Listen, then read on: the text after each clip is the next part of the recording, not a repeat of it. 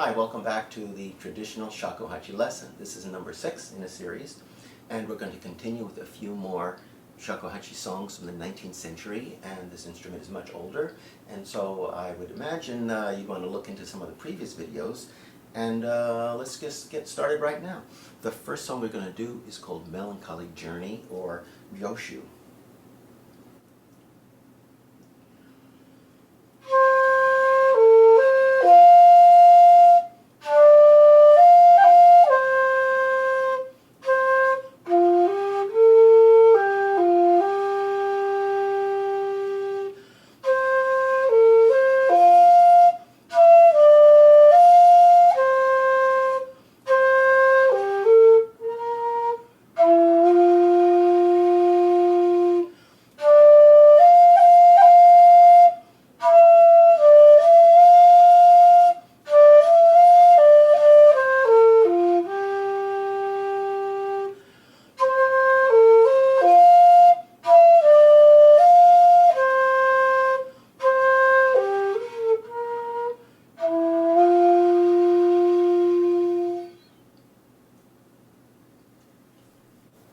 So, let me point out a few things. The first note of Melancholy Journey is a Re, which is always the low octave, so that's why you know to start in the low octave for this piece. Now, these are half notes, so there's a single line going through all of them. These are quarter notes, so there's a line going through the quarter notes. So here's the right and the left beats on the way down. Here's the breath mark, and here's the pattern. Right, left, and right, right, left, and right. Continues, right, left, and right. Now this symbol here is otsu, which is go to the low octave. So a Re, ordinarily a tsu would be maybe a note or two higher, but in this case you drop down to the low octave. So because it's an exception, they write in here an octave change symbol, and that will occur other places as well. So that pattern continues, and keep in mind that up here, this is a chu meri.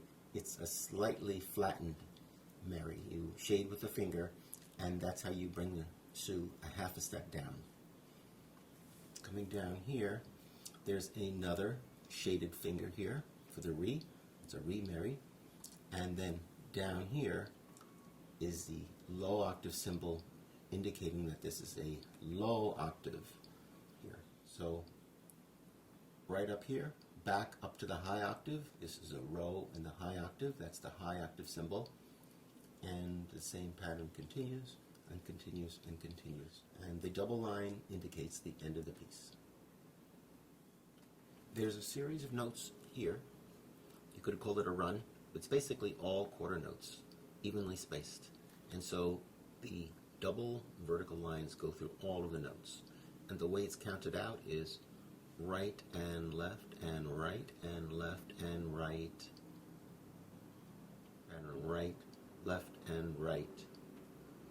Now this is a lead-in note, tsu-ro. So usually you want to come down stronger on the right side beat, and that's especially this case here. This is almost a grace note, tsu-ro. That should key you in as to playing this piece. Now let's sing the song together, which is the traditional way to teach, to tap out on your knees, right and left. Ri, chi, ri, tsu, ro, tu, tu, ri, ri, tu, re, chi, re, tu, re, ri, chi, ri, tu, tu, ro, tu, ri, ri, re, chi, ri, tu, tu,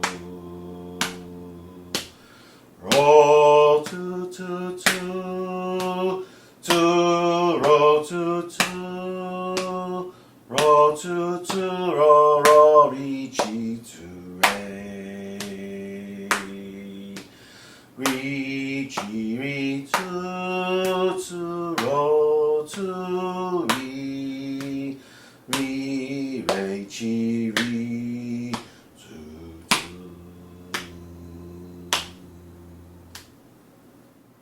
So when we sing it together, it gives you a chance to hear it as a song. And these are songs. They're not flute songs, they're singing songs. And the shakuhachi is actually a kind of a vocal instrument. It doesn't sound like the voice, but it flows like the voice. And so traditional method means that we sing this together. The teacher opposite the student sing the piece together. So I started this video by playing first, just so you can hear the song. What I'd like you to do is rewind this to the beginning and try playing along.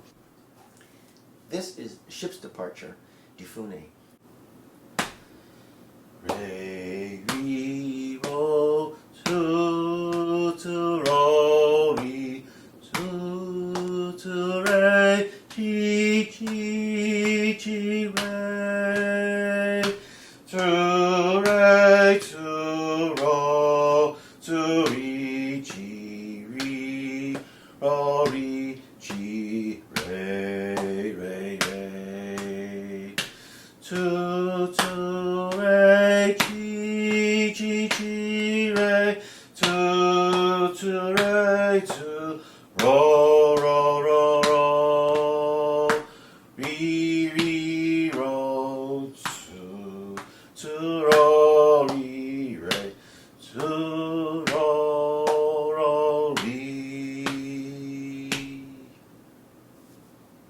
Start up here, the bracket, and it's a circle, not a note, it's a rest. So it's a pickup. So basically, the beats are right, left, right, left, right, left and right, left, right, left and right. So what's happening here is it's a rest, rest, left, right, and right, left, right. That's a little tricky. This is a Su Meri. That's a very low Meri, okay? That's not the same as the Su Chu Meri, which is the higher of the Meri. This is a lower one. The slash is to the right side. And down here, this is a Chi Meri. This little third horizontal is indicating that that's a Meri. Now these shortcuts can change from notation to notation. That's just one of the problems with inconsistency in Japanese notation. In general, the inconsistencies are minor, and you can pretty much find your way around. Now, if in case you're wondering what all this is about, these are the words. These are the lyrics here. And again, these are breath marks. They're not mandatory breath marks. You can take them when you need. But sometimes the composer lets you know when's a good chance to take a breath and not interrupt the melody. So as you're working your way down, there's another rest here. But this does not mean break the sound. This means just continue the sounds of this re all the way down there, and then su. So this case is a continuation of the re. And further down, there's an octave change. You go up to the high octave. The timing is a little tricky, so I'll spell it out.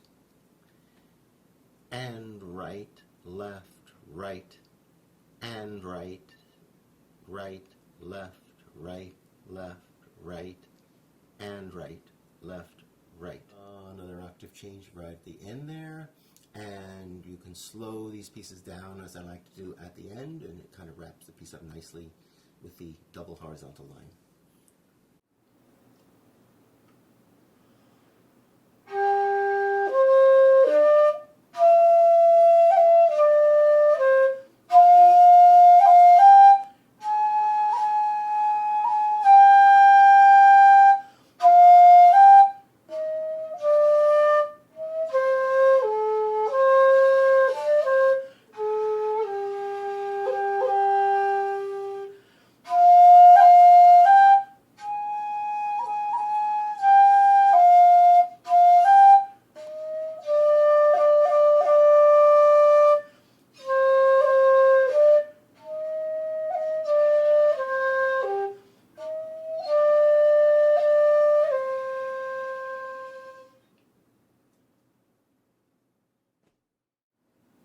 The shakuhachi is one of the three main instruments of Japan.